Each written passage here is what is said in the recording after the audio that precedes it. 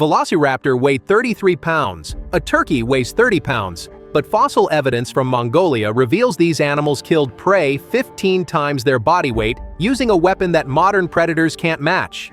The curved talon on each foot measured 6.5 centimeters long, roughly the length of your thumb. Paleontologists assumed these claws slashed like knives. Then biomechanical analysis in 2005 changed everything we thought we knew about how Velociraptor actually killed. Your understanding of Velociraptor comes from Jurassic Park. The movie got the hunting behavior right but scaled everything wrong. The real animal stood 1.6 feet tall at the hip. You could look down at it. Yet this turkey-sized predator dominated late Cretaceous Mongolia 75 million years ago as one of the most efficient killers in the fossil record. Here's what the bones reveal about their true capability. Velociraptor mongoliensis was first discovered in 1923 during the American Museum of Natural History expedition to the Gobi Desert. Paleontologist Henry Fairfield Osborn examined the skull and immediately recognized something unusual. The brain cavity showed enlarged regions associated with coordination and balance. This wasn't a slow, plodding reptile. The skeletal structure indicated an animal built for precision movement. The arms told another story. Each hand had 3 fingers with curved claws up to 3 centimeters long. These weren't digging tools or defensive weapons.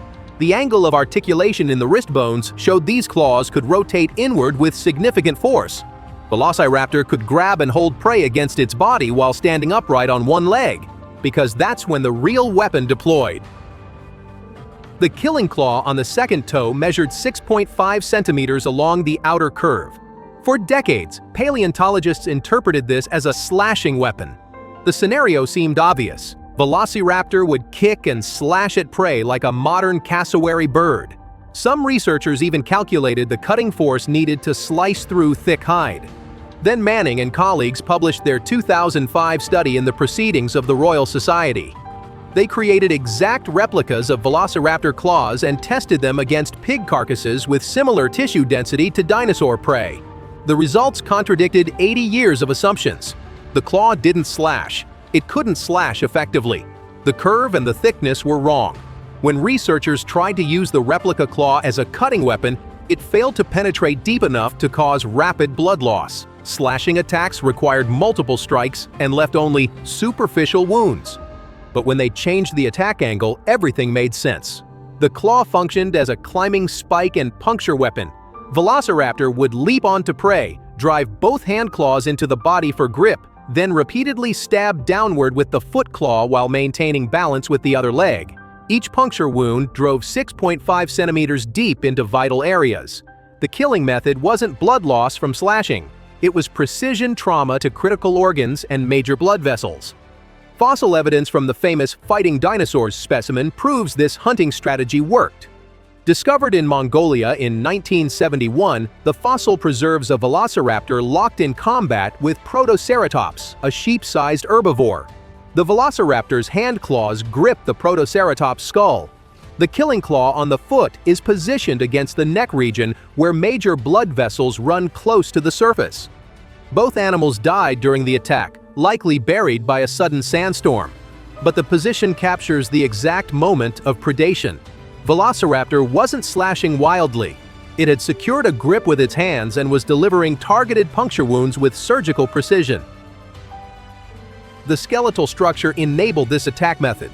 Velociraptor's tail had elongated vertebrae surrounded by ossified tendons, literally bone rods running alongside the spine. This created an extremely stiff counterbalance.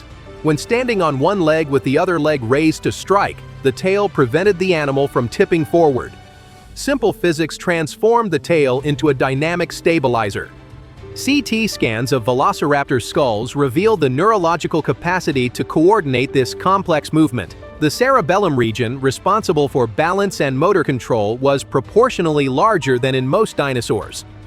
The semicircular canals in the inner ear showed dimensions consistent with animals capable of rapid head movements and maintaining equilibrium during dynamic motion. This wasn't an animal that could afford mistakes.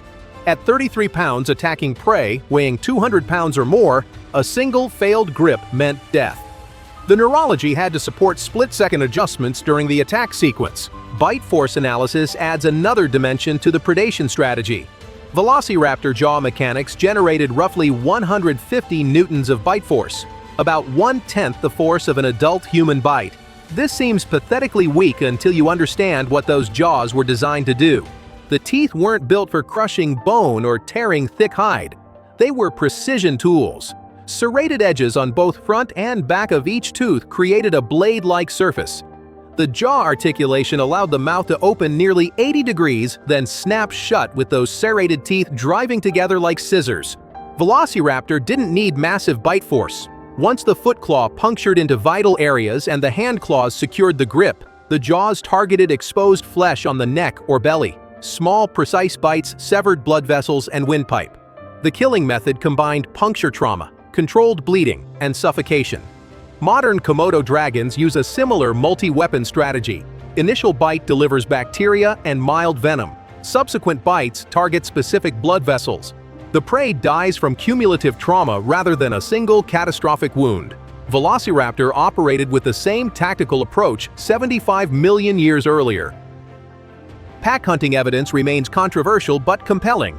Multiple Velociraptor skeletons found in close proximity suggest group behavior.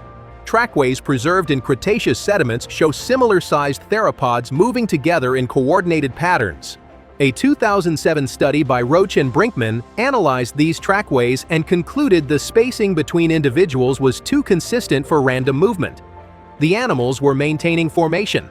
Whether this constituted true cooperative hunting or simply opportunistic group feeding remains debated, but the fossil evidence indicates Velociraptor didn't always hunt alone.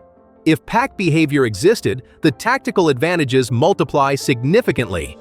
A single 33-pound predator attacking a 200-pound Protoceratops faces substantial risk. 3 Velociraptors attacking simultaneously from different angles change the equation entirely.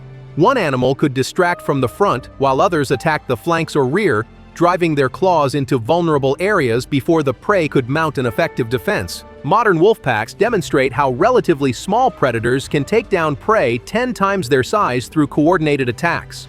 Velociraptor had the neurological capacity, the communication ability, evidenced by the complex inner ear structure, and the physical tools to employ similar tactics. The real question isn't whether Velociraptor was an effective predator. The fossil record proves it was. The question is how an animal the size of a turkey became one of the most successful carnivores in its ecosystem despite being outweighed by nearly every animal it hunted. The answer lies in the engineering reality behind those adaptations. Every feature solved a specific problem. The enlarged brain regions for balance, required when standing on one leg during an attack. The stiffened tail? Physics demanded a counterbalance. The curved hand claws? Necessary to maintain grip on struggling prey. The killing claw? A puncture weapon that could reach vital organs without requiring massive body size. Velociraptor didn't evolve to be the biggest predator. It evolved to be the most precise. While larger theropods like Tarbosaurus relied on crushing bite force and overwhelming size, Velociraptor used mechanical advantage and surgical accuracy. Modern predators that punch above their weight class use similar strategies.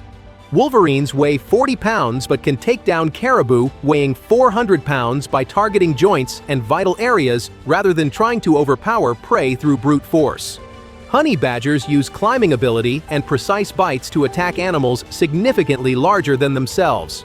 Velociraptor refined these tactics 75 million years before mammals evolved equivalent capabilities. The fossil evidence shows an animal that understood exactly where to strike, how to maintain position during the attack, and when to deliver the killing blow, not through instinct alone, but through neurological capacity that supported complex motor planning and execution. The Jurassic Park depiction gave Velociraptor fame but obscured its actual capability. Hollywood needed human-sized monsters. The real animal was far more interesting. A 33-pound predator that could reliably kill prey 15 times its weight wasn't impressive because of size. It was impressive because every anatomical feature worked together as an integrated weapon system. The hand claws secured the grip. The foot claw delivered puncture trauma. The tail provided stability. The jaws finished the job. The brain coordinated all 4 elements simultaneously, while the animal balanced on one leg and maintained position on struggling prey. No modern predator combines these exact capabilities. Raptors use talons but can't grab with their wings. Cats use claws and jaws but lack the tail counterbalance for single-leg attacks. Velociraptor represented a unique evolutionary solution to the problem of how small predators can successfully hunt large prey. The fossil record from late Cretaceous Mongolia shows this solution worked for millions of years. Velociraptor remains appear throughout multiple geological formations, indicating a stable, successful species that maintained its niche despite competition from larger predators and environmental changes. That's the reality behind the killing claw. Not a slashing weapon, not a desperate defensive tool. A precision puncture instrument that turned a turkey-sized animal into one of the most efficient predators in the fossil record. The engineering was flawless, the execution was surgical, and 75 million years later, the bones still reveal exactly how it worked.